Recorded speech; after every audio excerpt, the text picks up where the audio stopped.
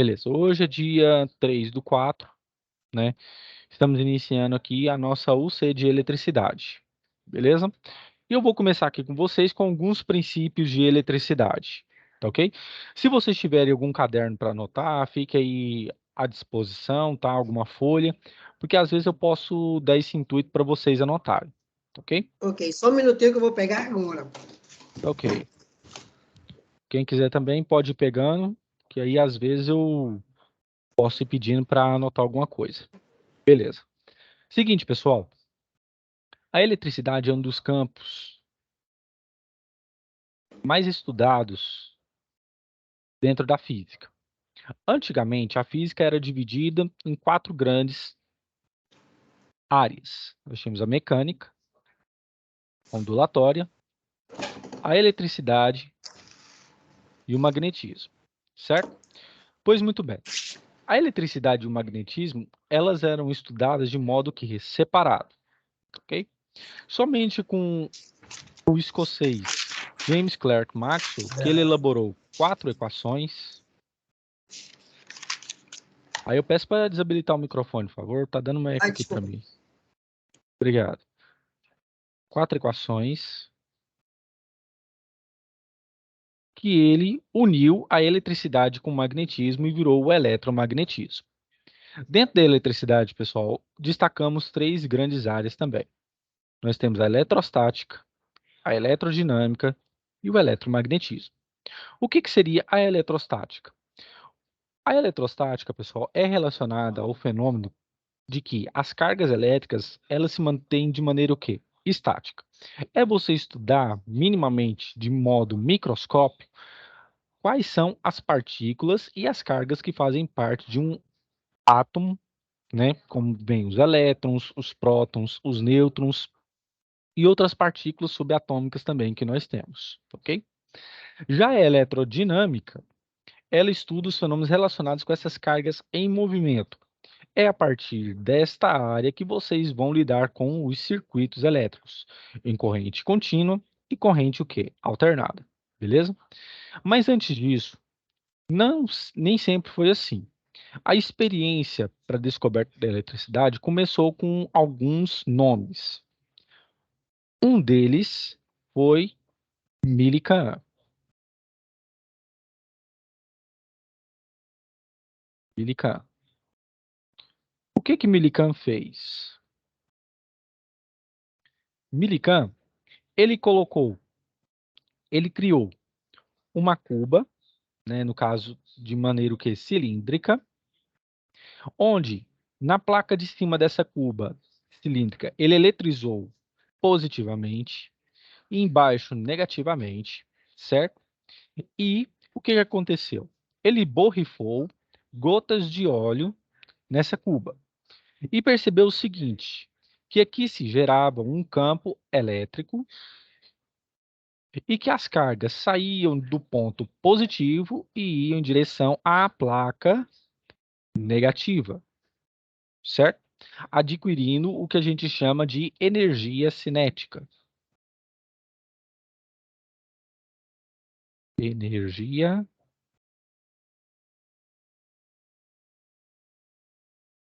cinética, que é movimento. Energia cinética, escrita dessa forma. Ou seja, é uma velocidade ao quadrado. A equação da energia cinética, ela é determinada dessa forma. Massa vezes velocidade ao quadrado dividido por 2. Então ele percebeu o seguinte, que as cargas saíam da placa positiva, perdão, e iam até a placa o quê? Carregada negativamente. Foi a partir desse momento que ele descobriu algumas coisas. Primeiro, ele descobriu o valor da carga do elétron, que é 1,61 vezes 10 a menos 19 coulomb, certo? E também ele descobriu o seguinte, que cargas elétricas de mesmo módulo ou mesmo sinal se repelem, como positivo com positivo se repele, negativo com negativo se repele, mas positivo com negativo se atrai. Então, ficou essa questão, né? carga positiva de módulos diferentes ou cargas diferentes se atraem, enquanto que cargas de módulos iguais ou sinais iguais, elas o quê? Se atraem. Beleza? Outro cientista que fez grande evolução nessa parte da eletrostática foi Coulomb. Coulomb. Ele era militar e cientista francês. O que que ele fez? Ele pegou uma balança de torção, como vocês estão vendo aqui, certo? E o que que ele fez? Ele fez com que essa balança de torção tivesse um certo comprimento, onde aqui em cima ele rotacionava, certo? Para determinar a força dentro de um fio metálico que tinha aqui dentro, um fio de aço. E o que que ele fez nesse fio de aço? Na extremidade desse fio de aço, ele carregou uma esfera positivamente e aqui, no outro lado, carregado numa outra haste, uma esfera negativamente. E o que que ele percebeu? Que quando as cargas eram emanadas, enviadas para essas esferas, elas se aproximavam, comprovando que cargas elétricas de sinais diferentes se atraem. Fazendo isso, ele percebeu que a tração no fio, ou a força de puxar o fio, ela o que? Aumentava, ok? Então, o que que ele fez? Ele equacionou esse fenômeno de atração aqui, que a gente chama de lei de Coulomb, onde a força elétrica é igual a uma constante pelo módulo das duas cargas dividido pela distância ao quadrado, certo? Essa constante já é determinada para nós, que é 9 vezes 10 à nona. Newtons, unidade de força, metro quadrado, unidade de distância, e coulomb quadrado, que é a unidade de carga. É por isso que carga elétrica nós chamamos de Coulomb, em homenagem a este cientista. E comprovando também o que Millikan já tinha feito, né? Ele percebeu que cargas elétricas de sinais iguais ou módulos iguais se repelem, enquanto que cargas elétricas de sinais contrários ou módulos diferentes, elas o quê? Se atraem. E tudo isso por quê? Porque foi dito que isso aqui obedece ao princípio, princípio,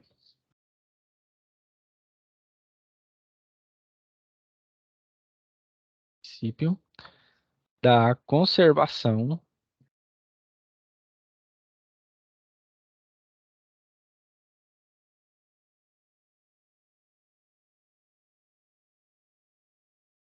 da conservação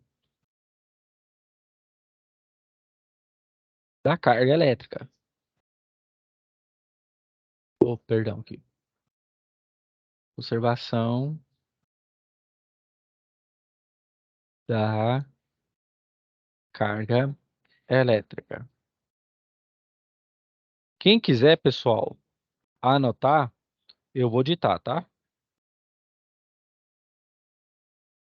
Princípio da conservação da carga elétrica. Na hora que vocês estiverem prontos, podem falar aí para mim, que eu vou ditar. Quem achar importante. Beleza?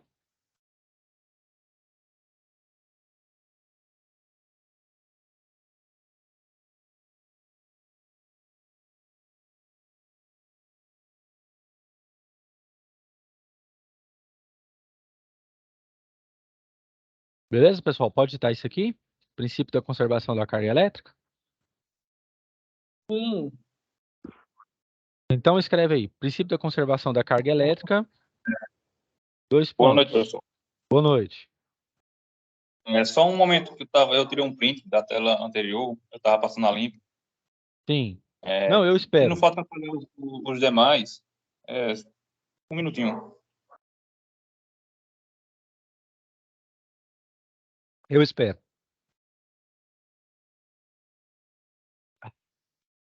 Porque todos estiverem prontos, podem me falar. é bom anotar, pessoal, porque é o seguinte, vou ser bem realista. Quando você anota, você aprende mais. E outro ponto, eu não sei se vocês estão sabendo, mas vocês vão ter que fazer uma prova mais adiante no curso, né, que é o SAEP. E geralmente caem essas matérias aqui mais básicas, como que eletricidade e tal. E aí é bom vocês terem isso anotado e sempre revendo, porque aí quando chegar nesse momento, vocês vão tirar de letra, ok? Então, às vezes eu faço isso de vocês anotarem, porque aí assimila, vocês têm maior conteúdo e maior assimilação, né? Maior facilidade de assimilação, perdão.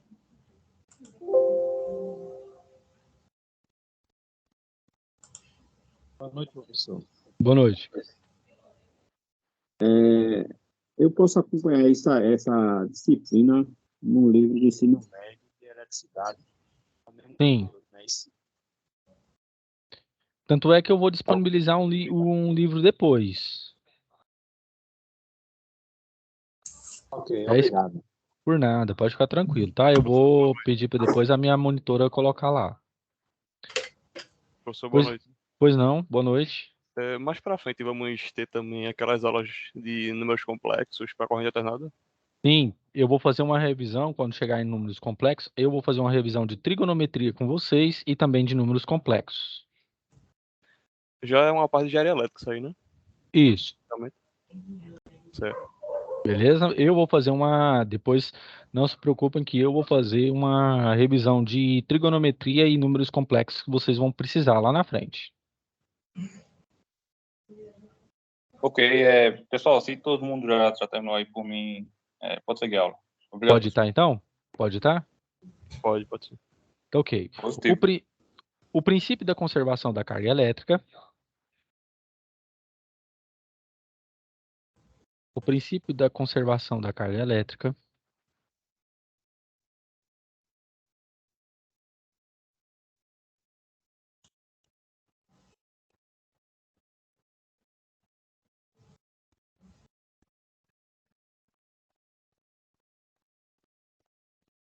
Princípio da conservação da Conservação da carga elétrica.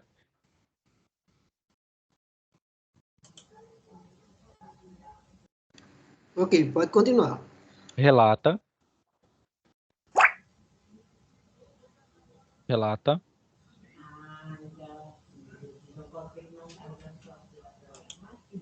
que a carga elétrica Que a carga elétrica elétrica não pode ser destruída,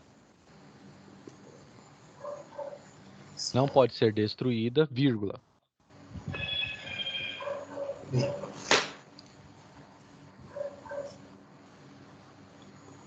Ok, vírgula. Vírgula, ou muito menos criada. Ou muito Menos criada. criada. Vírgula. Vírgula. Mas Isso tem a ver sempre. com a lei de Lavoisier? Como? Isso tem a ver com a lei de Lavoisier, da natureza? Isso tem um pouquinho a ver. Mas Lavoisier, ele falava de elementos químicos, né? Que o elemento químico, por exemplo, ele falava, né?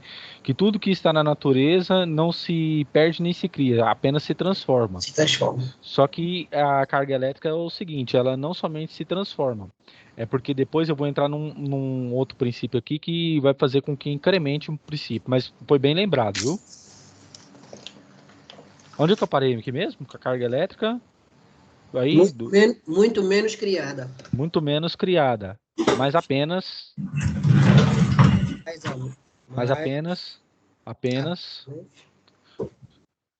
passa por movimento.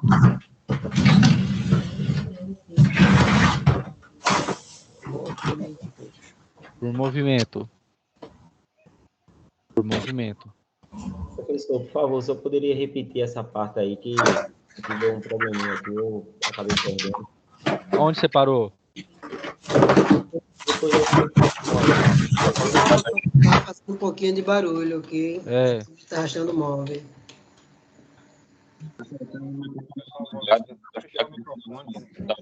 Peraí, onde que eu parei aí? Princípio da conservação. Mas muito menos. Como é que é? Onde que eu parei aí, pessoal? Você parou, passa Hã? por movimentos, Passa por mas movimentos. apenas passa por movimentos. Sim. Parou aí? Isso, de um ponto mais eletrizado para menos eletrizado. Ponto. Ponto. Eletriza. Eletrizado. Movimento tem um ponto eletrizado. De um lugar mais eletrizado para de um menos eletrizado para o mais eletrizado. Professor, você pode repetir essa parte? Qual parte? Então parou de um ponto. De um ponto menos eletrizado para um mais eletrizado. Ponto eletrizado. Menos eletrizado. Para um mais eletrizado. É isso. Mais eletrizado. Isso. O que significa isso, pessoal? Alguém tem mais alguma dúvida? Princípio da conservação da carga elétrica delata que a carga elétrica não pode ser destruída ou muito menos criada, mas apenas passa de um movimento mais eletrizado para menos eletrizado Para mais eletrizado. para mais eletrizado. Todo mundo entendeu aí, pessoal? Pode continuar? Pode ser. Sim. E por que eu estou falando isso? Porque vocês vão ver mais adiante que o seguinte: carga elétrica, quando ela está em movimento, ela gera campo eletromagnético. Ela gera campo elétrico, que a gente representa por E, e ela vai também gerar campo magnético, que a gente representa por B. Certo? Outro ponto também, que quando uma carga ela tem movimento, ela gera energia. E essa energia é determinada pela equação de Planck, onde a gente tem aqui a constante de Planck vezes a sua frequência, certo? Então, como nós aqui no Brasil adotamos a frequência de 60 Hz, então significa o quê? Que a carga elétrica, quando ela está em movimento, então, através dessa frequência, ela gera o quê? Energia. É por isso que nós falamos que a carga também é quantizada.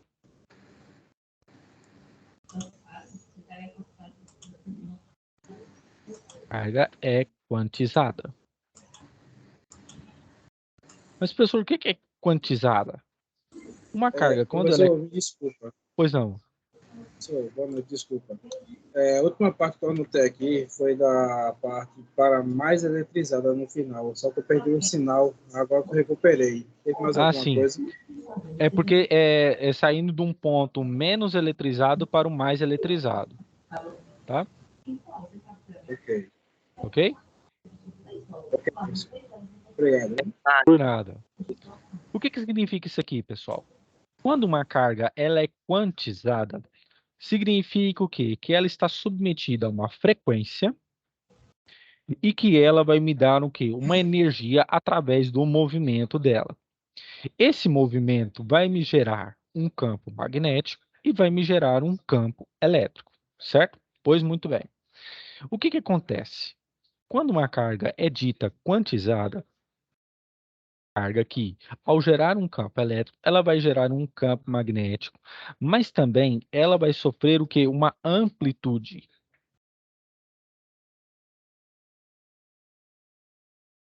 Uma amplitude. E aí você pergunta, mas professor, por que isso é importante? Sabe por que isso é importante?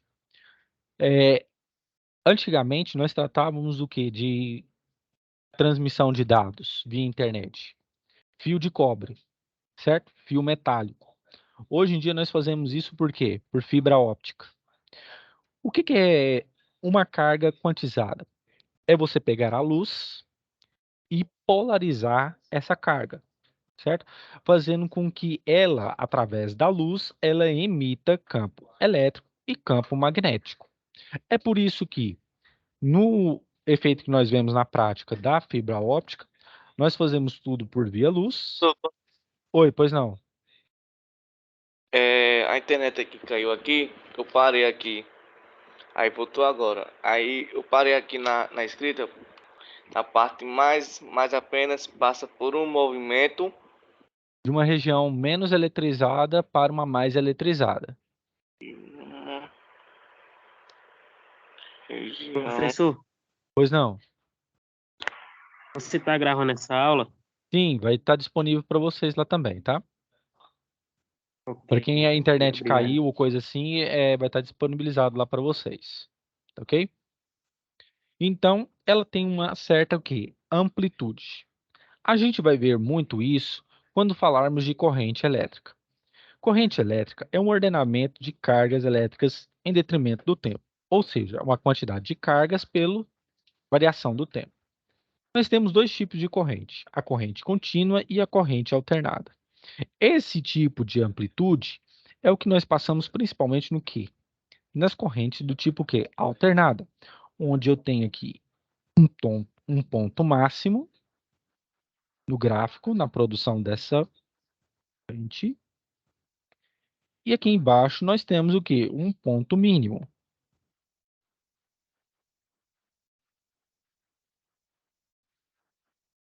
E isso tudo influenciando diretamente o quê? Um aumento e um decrescimento, né, respectivo de campo eletromagnético. Sobe, desce, aumenta o campo, diminui o campo. Aumenta o campo, diminui o campo. Justamente o quê? Em detrimento do tempo. Para se comprovar isso, foi instituído o conceito de campo elétrico, que eu mostrei para vocês, que nada mais é do que uma influência que a carga determina nesse meio. Ela é determinada o quê? Equacionalmente. Constante, a carga pela distância ao quadrado, onde essa constante é 9 vezes 10 a nona. Para medir isso, né, ou para tentar ilustrar isso, melhor dizendo, nós temos essas linhas de campo, em que numa carga positiva essas linhas de campo saem e na carga negativa eles entram. Ah, professor, mas isso aqui corresponde ao princípio de conservação da carga elétrica? Sim, porque essas linhas de campo influenciam o quê? Determinam o quê? Determinam como que a carga ela influencia o meio aonde ela está.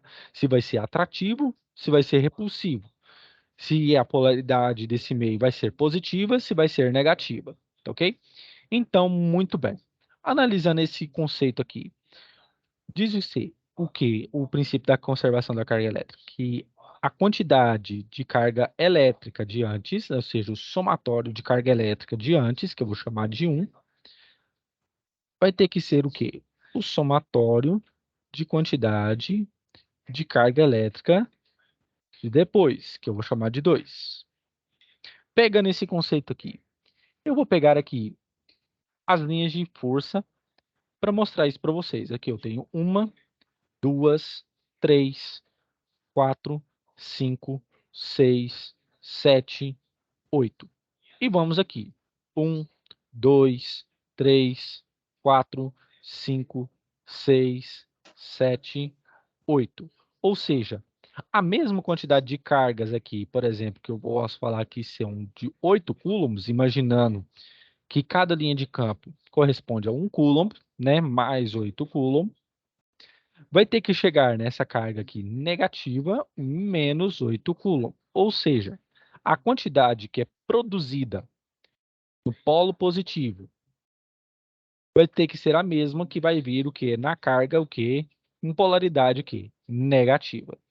Aí se falar assim, mas professor, e se porventura aqui chegar 8 na carga positiva, vamos supor, né, uma situação, aqui eu tenho 8 e aqui eu tenho 6. Por exemplo, aqui eu tenho mais 8 e aqui eu tenho menos 6. Então, para fechar essa conta, teria que ter o quê? Menos 2. Por quê? Menos 2 com menos 6 dá menos 8. A carga elétrica que entra tem que ser o quê? A carga elétrica que sai. Então, esse menos 2 poderia ser o quê? Oi, pois não? Alguém está falando. Então, no caso, a mesma coisa, o mesmo número que ela entra é o mesmo número que ela tem que sair, não é isso? Sim, justamente. Beleza? Então, esse menos 2 Beleza. coulomb, esse menos 2 coulomb aqui poderia ser o quê? Poderia ser uma outra linha que está passando ao longe e essa carga pode estar sofrendo o quê? Uma atração de uma outra carga positiva de 2 coulomb. Positiva. Tá ok? Beleza. Por que eu quero que vocês entendam isso aqui? Porque isso aqui é muito importante quando vocês forem estudar circuitos de corrente contínua e corrente alternada. Principalmente quando a gente for pegar a corrente contínua, onde que a tensão que entra no nó vai ter que ser a tensão que vai passar pelos outros nós, que é uma das leis de Kirchhoff que eu vou apresentar para vocês. Beleza? Então isso aqui tem que estar bem fixado na mente de vocês. O potencial elétrico é a quantidade de energia necessária para movimentar uma carga elétrica de um ponto ao outro. Essa energia, pessoal, ela é determinada o quê? Pela constante, esta carga, dividido pela distância de um ponto ao outro. A diferença é o quê? Que aqui é ao quadrado e aqui não tem quadrado. Então, o que eu posso fazer? Eu posso equacionar dessa forma. Se eu tenho campo elétrico como sendo K, que é constante, essa constante aqui, o módulo Q1 e distância ao quadrado, eu posso fazer assim, distância vezes distância, certo? Porque distância vezes distância é distância ao quadrado, beleza? Eu posso fazer dessa forma. Eu posso fazer assim, esse D aqui pode multiplicar nesse campo elétrico. Pessoal, peço que desliguem o microfone quem tiver habilitado, porque tá dando...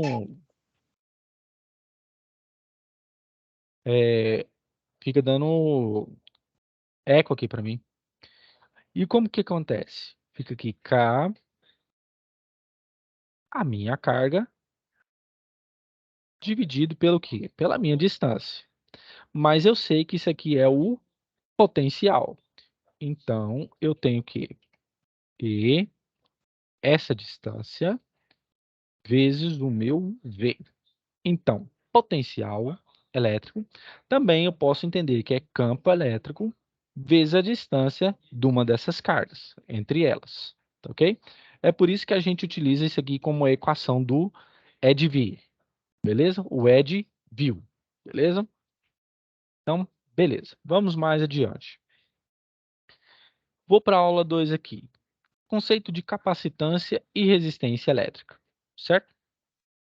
Quando vocês forem lidar com instrumentos, né, dispositivos, vocês vão ter contato com capacitor, com resistor e com indutor.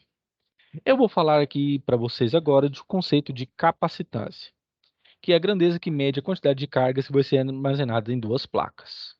O que acontece? Um capacitor, internamente, ele tem um material aqui que a gente chama de dielétrico. Internamente, esse material aqui chama-se dielétrico. Essa placa aqui, ela pode estar carregada aqui positivamente, enquanto que essa outra está carregada negativamente, certo? Pois muito bem. Quando eu tenho placas carregadas, se eu carrego esse capacitor, né, com elétrons, ele sai da carga positiva e vai para a carga o quê? Negativa. Quando este movimento acontece, significa o quê? Significa que eu estou acumulando cargas e essas linhas que eu estou fazendo é de um campo elétrico interno que vai surgindo. Nós chamamos isso aqui de campo elétrico uniforme, que a gente chama de céu. Então, dentro de um capacitor, existe um campo elétrico uniforme, onde essas linhas que demonstram o campo elétrico, elas são igualmente espaçadas e têm o mesmo módulo, certo? Pois muito bem. O que que isso aqui é importante? Isso aqui é importante na indústria por causa dos chamados bancos de capacitores. Se eu tenho um capacitor como por esse que, por exemplo, que a seta está apontando, que está fornecendo energia para a indústria, esse aqui está carregando e esses outros aqui, eles têm energia o que acumulada. Quando acabar a energia desse aqui, passa-se para o outro, enquanto esse aqui está sendo carregado e esse aqui está sendo carregado. E assim sucessivamente até chegar o último, certo? Então, para mim determinar isso, como que acontece? Eu determino através dessas duas equações, onde a capacitância é determinada pelo minha permissividade elétrica do meio, tá? A área dividido pela distância entre o capacitor, entre o material dielétrico. E a quantidade de carga armazenada é o que? A capacitância pela diferença de potencial ou potencial elétrico. Beleza? Todo mundo entendeu isso aqui? Sim ou não? Sim. Beleza. Então, eu já vou passar por aí essa parte aqui que é lei de Ohm. Ah, outra coisa, pessoal. Vocês sabem me dizer quando é que vocês vão ter o primeiro encontro presencial? Ou já tiveram? Já Na turma de areia tivemos já sábado. teve o primeiro encontro. Tá, beleza. Então, eu vou tocar num assunto que Dia o 1. primeiro... Não, pode ser. Não. Então, foi um assunto que foi tocado lá, que foi a lei de Ohm, tá? Eu vou falar aqui sobre resistência, tá? Rapidinho, para entrar em leis de Ohm. Resistores, pessoal, vocês vão ver que são estruturas que têm como finalidade converter energia elétrica em térmica. É isso que nós temos o chamado efeito Joule. Muitas vezes, os resistores, junto com os capacitores, eles servem como filtros, tá? Filtros digitais ou então de retificação de corrente. Mas isso se estuda mais na eletrônica. Mas eles servem com essa finalidade também. A primeira lei de Ohm, pessoal, ela vem com a tentativa de mostrar o quê? Que a partir dessa função do primeiro grau, eu posso ter uma relação em que eu tenho uma tensão, que é igual à resistência e a corrente, certo? Então, se eu tenho um circuito carregado desta forma, passa-se uma corrente, um ordenamento de elétrons, de cargas elétricas por aqui. Então, a minha tensão é determinada o quê? Pela minha resistência e pela minha corrente elétrica, em que a minha resistência é uma grandeza inversamente proporcional à minha corrente. Ou seja, se a minha resistência é muito grande, a minha corrente ela é menor que vai passar, ou seja, está impedindo a passagem livre de corrente. E caso também for o contrário, se a minha corrente for muito grande, significa que a minha resistência também é pequena, ok? A segunda lei de Ohm, ela serve com a finalidade de medir a resistência, principalmente de alguns materiais, de condutores, pois depende do que? Da resistividade, do comprimento e da área. A minha resistência, ela é inversamente proporcional à minha área. Então, se eu tenho uma área maior, a minha resistência aqui, ela vai ser o quê? Menor. E se for o caso contrário, também. Se a minha área for menor, a minha resistência aqui vai ser o quê? Maior. E se a minha resistência vai ser maior, significa que a minha área também é maior. Tá ok? Então, pois muito bem. Como que você determina isso na prática? Você determina isso a partir da bitola do fio, certo? Em que você pode ter o quê? Um dimensionamento sobre essa resistência com que você está trabalhando. Pois muito bem. Eu sei que na primeira lei de Ohm, eu tenho uma função do primeiro grau. Por quê? Eu tenho grau 1 aqui, 1 aqui e grau 1 aqui. E o que que acontece? Numa função do primeiro grau, o gráfico é uma reta. Quando você pega um resistor e pega um multímetro para averiguar a sua resistência, né, interna, se ele plotar depois, de algum programa plotar esse tipo de gráfico, significa que o resistor não obedece à lei de Ohm. Ou seja, isso aqui não é uma reta, isso aqui é uma curva, ok? Então, não obedece essa prioridade e essa propriedade que é a primeira lei de Ohm. Mas, se o resistor sofrer esse tipo de plotagem no gráfico, significa o quê? Que ele é um resistor ômico. E a minha resistência é determinada pela minha tangente, ou seja, cateto oposto desse triângulo pelo cateto adjacente. E sempre de modo igualmente espaçado. Por exemplo, eu vou pegar aqui o meu U, que é a minha diferença de potencial, dividido pela minha corrente.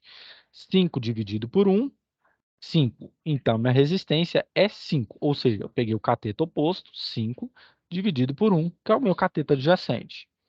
10 dividido por 2, 5 também. Aqui em cima teria que ser o quê? 15 dividido por 3, que dá o quê? 5 também. Sempre de igual modo espaçado. Tá ok? Os resistores, pessoal, eles podem estar ligados no circuito em série ou em paralelo. Esses resistores também, já determinado previamente, eles têm suas cores, suas faixas de cores que determinam a resistência que cada um deles tem. Dentro da indústria, nós temos já esse padrão já determinado, ok? Nós temos resistores de 1 mega, 10 quilos e por aí afora, 100 ohms e tudo isso de acordo com a verificação dessas cores. Se você não tiver essa tabela, você pode pegar o multímetro e averiguar isso com os cabos de banana, colocando nas extremidades do resistor, e você pode averiguar quanto que cada um mede, ok? Como foi dito para vocês, os resistores eles estão em série ou em paralelo. Quando os resistores estão em série, significa que a corrente que circula entre eles é a mesma. E o que significa resistência equivalente? Significa eu pegar todas as resistências e substituir por um único valor, que vai o quê? Sobrepor ou então trabalhar da mesma forma que os demais valores aqui adicionados, se ele estiver em série. Se ele estiver em paralelo, como que eu faço? Pego de 2 em 2 e pego o produto entre eles dividido pela soma.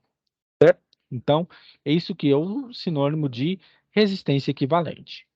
Os resistores em exercício, eles podem vir dessas formas, né? Como resistor fixo, com essas duas gravuras. Potenciômetro, com essas gravuras, ou um trípode, que é aquele resistor que você regula através de chave, ok? Beleza. O que isso aqui significa? Vou trabalhar aqui rapidinho. Quando vocês forem lidar com circuitos de corrente contínua, primeiramente, vocês vão lidar com mais ou menos esse tipo de situação. Em que você tem aqui uma resistência, deixa eu melhorar isso aqui, está muito feio. Em que você tem aqui uma resistência.